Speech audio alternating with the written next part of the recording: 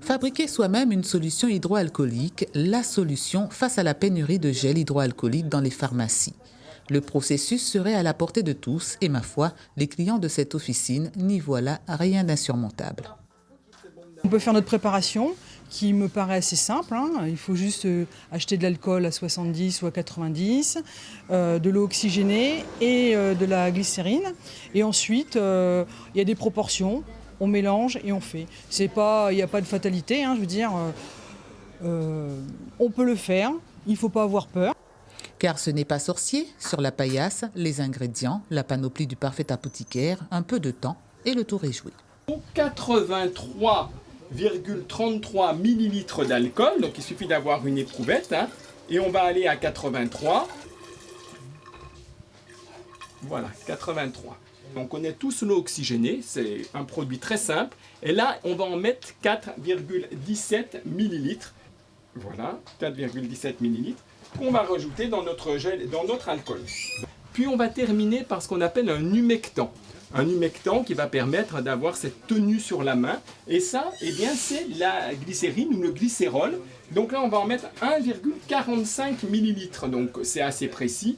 1,45. On va compléter avec de l'eau. C'est-à-dire qu'on va remplir ce qui nous reste jusqu'à 100 millilitres d'eau.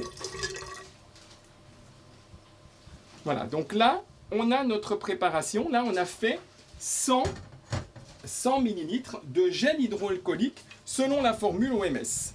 Le gel hydroalcoolique, ce n'est pas un médicament, c'est ce qu'on appelle un biocide, donc qui doit répondre à une réglementation très particulière. Alors actuellement, à l'heure d'aujourd'hui, les autorités sont en train de demander des dérogations pour que les pharmaciens puissent fabriquer les gels hydroalcooliques et les délivrer au public. Je pense que la meilleure défense contre le coronavirus, quand même, c'est le lavage des mains avec l'eau et le savon. Et ce ne sont ni les médecins ni les pharmaciens qui diront le contraire. Avoir les mains propres requiert cependant une technicité certaine.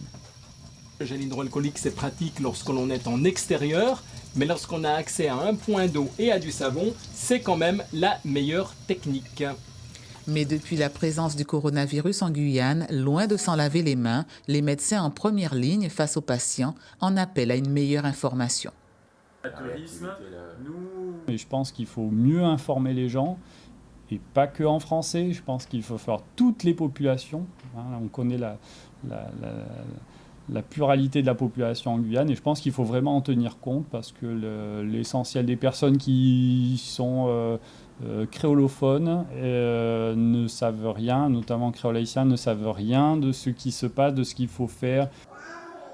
Professionnels de santé et patientèle attendent donc des mesures à la hauteur de la menace annoncée. Mais le coronavirus, l'occasion certainement de revenir à des réflexes d'hygiène élémentaires.